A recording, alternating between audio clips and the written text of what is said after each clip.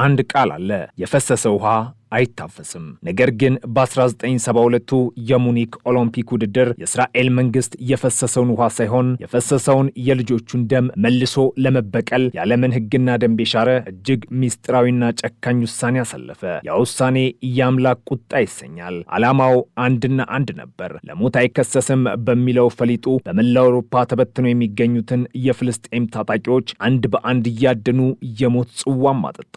ነገሩ የተጀመረው ጀርመን ሙኒክ ላይ ነው። ዓለም በስፖርት መንፈስ ተሳስራ የሰላም ችቦን ስትለኩስ ብላክ ሴፕቴምበር የተባለው ቡድን ባልታሰበ ቅጽበት የእስራኤልን አትሌቶች ማረፊያ ወረረ። የኦሎምፒኩ መንደር በደም ተጨማለቀ። 11 እስራኤላውያን አትሌቶች ታረዱ። ዓለም በድንጋጤ ሲያለቅስ፣ በቴል አቪቭ የሚገኘው የጠቅላይ ሚኒስተር ጎልዳሜር ቢሮ ግን ለቅሶውን ወደ እሳት ቀየረው። ጎልዳሜር በጠረጴዛቸው ላይ የአጥፊዎችን ስም ዝርዝር አስቀምጡ። ለሞሳድ ኃላፊዎች አጭር ትእዛዝ ሰጡ።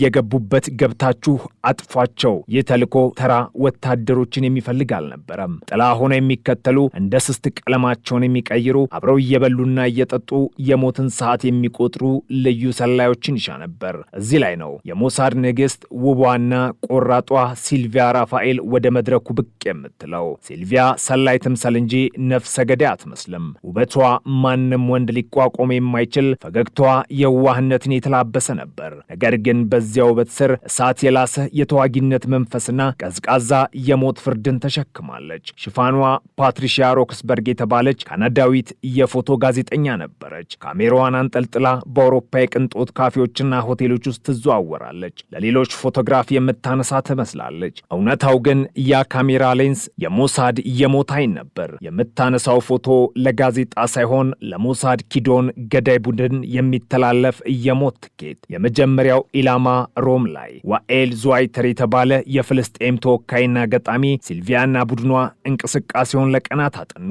አንድ አዳኝ እንስሳ ኢላማውን እንደሚያጠና፣ መቼ እንደሚወጣ፣ መቼ እንደሚገባ፣ የት እንደሚያመሽ ለዩ። አንድ ምሽት ዙዋይተር እራት በልቶ እጁ ላይ ለጓደኛው የሚሰጠውን መጽሐፍ ይዞ ወደ አፓርታማው ሲመለስ በጨለማ ውስጥ የጠበቁት የሞሳድ ሰዎች ብቅ አሉ። ጥያቄ የለም፣ ማስጠንቀቂያ የለም። ለ11ዱ የሙኒክ አትሌቶች መታሰቢያ ይሆን ዘንድ 11 ጥይቶችን ተኩሰው ገደሉት። ይህ የአምላክ ቁጣ የመጀመሪያው ነጎድጓድ ነበር። ሲልቪያ በዚያ አልቆመችም። ጉዞ ወደ ፓሪስ ቀጠለ። እዛ ደግሞ መሐሙድ ሐምሻሪ የተባለ የፍልስጤም ነጻ አውጪ ድርጅት ተወካይ ነበር። ይህ ሰው ግን ጠንቃቃ ነበርና እንደ ዙዋይተር በቀላሉ አልተገኘም። ነገር ግን ሲልቪያ ራፋኤል የማይቻል የሚባል ነገር አታውቅም። እንደ ጋዜጠኛ ቀርባ ድምፁን ቀረሰች። የቤቱን ስልክ ቁጥርና የአኗኗር ዘይቤውን አጠናች።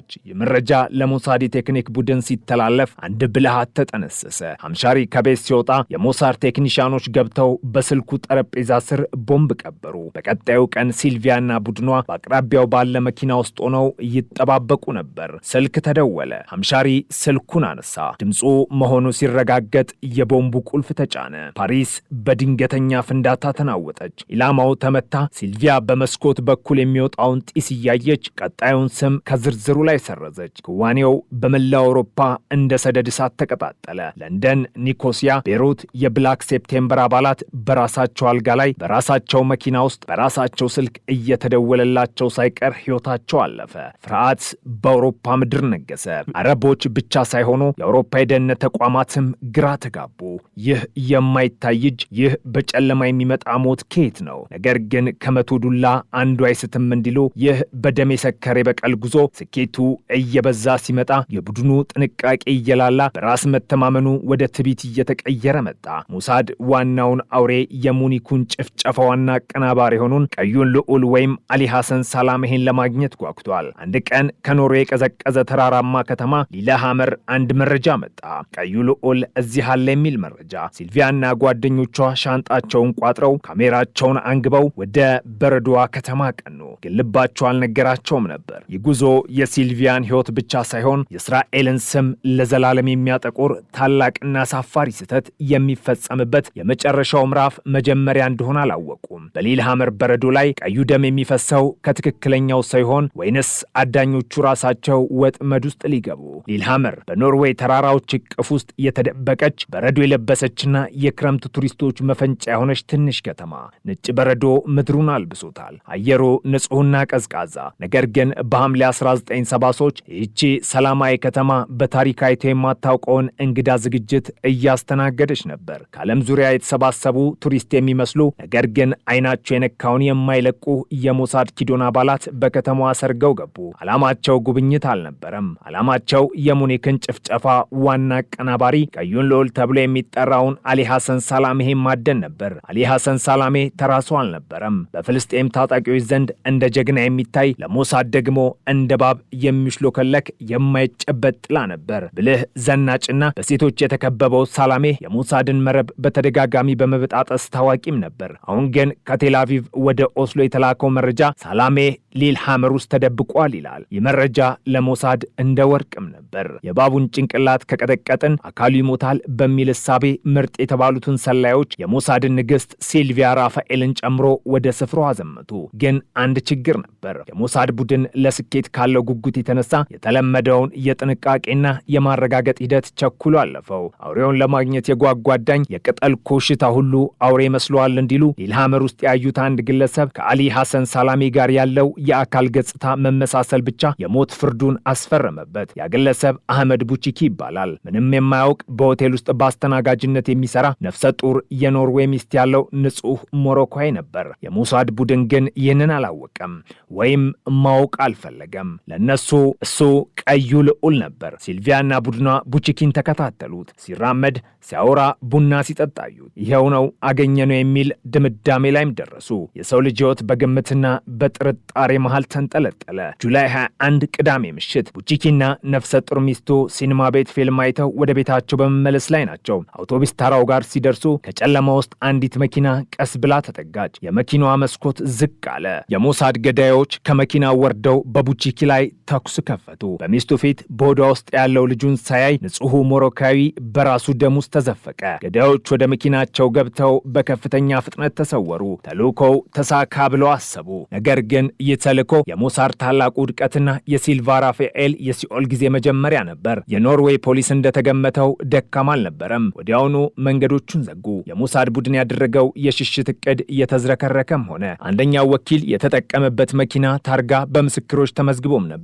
የታርጋ ፖሊሶችን በቀጥታ ወደ ቡድኑ አባላት መራቸው። በኦስሎ አውሮፕላን ማረፊያ ላይ ያመልጡ ሲሉም ሲልቪያ ራፋኤልና ጓደኞቿ በቁጥጥር ስር ዋሉ። የሚቀጥሉት ቀናት ለእስራኤል መንግስት ቅጀት ሆነ። የታሰሩት የሞሳድ አባላት በተለይም ዳን ኤርበል የተባለው ወኪል በምርመራ ወቅት የመቋቋም አቅቶት ሚስጥሩን ዘረገፈው። እስራኤል በኖርዌይ ምድር የሌላ ሀገር ዜጋን እንደገደለች ተጋለጠ። ዓለም አቀፉ ሚዲያ ጉዳዩን አራገበው። የተዋጣለት የስለላ ድርጅት የሚባለው ሞሳድ ንጹህ አስተናጋጅን ገድሎ የተዋረደ አማተር መስሎ ታየ።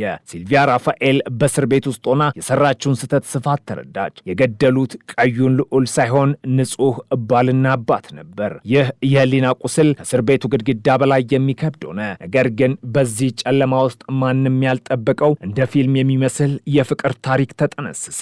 ሲልቪያን ለመከላከል የተመደበው አናውስ ሺዮት የተባለ ታዋቂ የኖርዌይ ጠበቃ ነበር።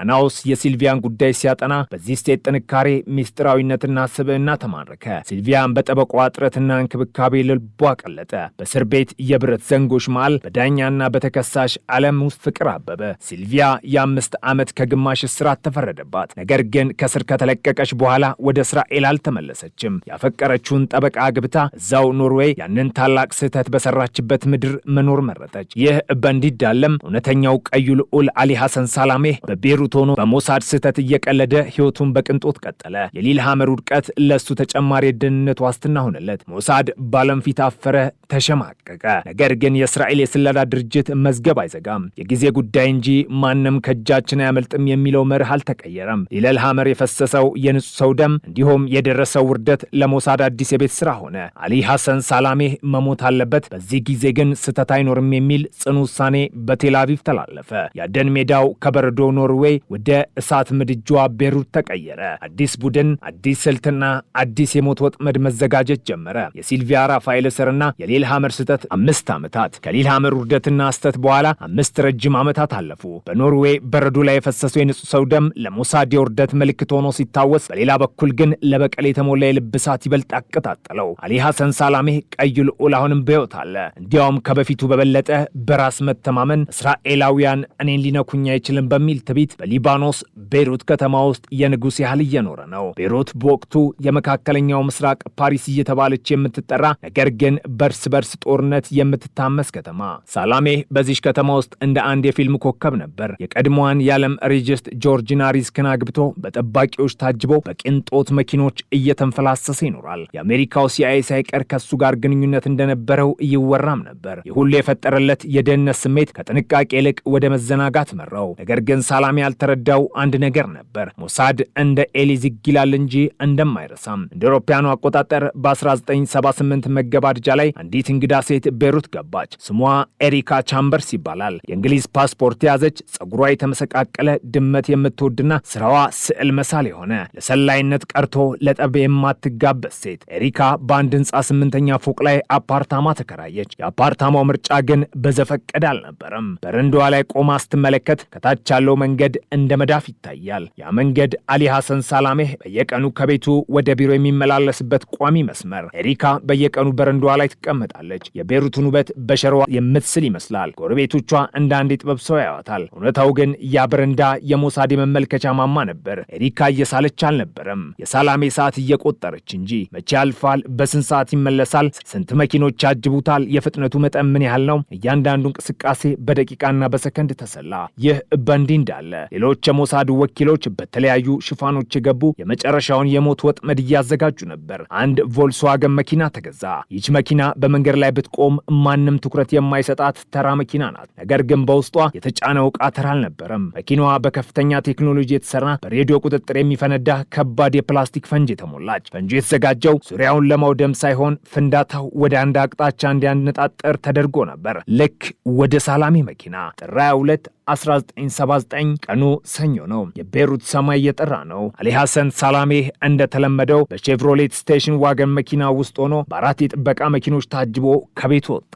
ወደ ቢሮ እያመራ ነው። መንገድ ላይ ለምትገኘው እናቱ ለልደት ቀን የሚሆን ኬክ ለመግዛት አቅዶም ነበር። ሕይወት ጣፋጭ፣ ዓለምም እየሱ መስላ ታየችው። በ8ኛው ፎቅ በረንዳ ላይ ኤሪካ ቻምበርስ የቡርሽና የቀለም ሳጥኗን ይዛ ቆማለች። ከታች ያቺ በቦምብ የተሞላች ቮልስዋገን መኪና መንገድ ዳር ፓርክ ተደርጋለች።